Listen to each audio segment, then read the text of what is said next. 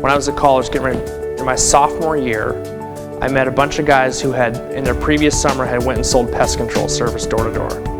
And I had never heard of it. From Spokane, Washington, we don't have a lot of need for pest control service. So I was curious how these guys were going out and making $15,000, $20,000 selling pest control service. I'm like, bug spray, raid, I mean, what are we selling here?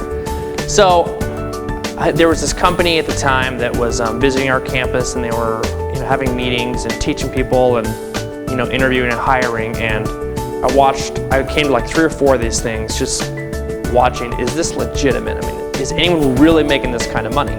And a friend of mine who I met at college had already done it for a year.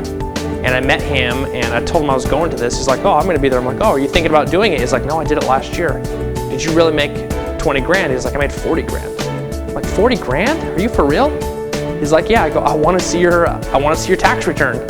So he shows me his stubs and he made like $41,000. So now I've met someone who really did it, and I'm like, okay, I want to figure out how this happened. So went to the meeting, like my 4th one, and I'm like, all right, I'm gonna do it.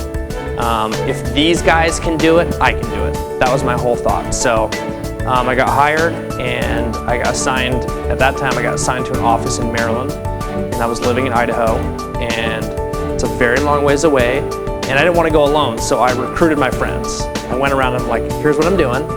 It's gonna be an adventure, guys. I mean, buckle up, we're gonna go, we're gonna make this work. This is the American dream, let's go figure this out.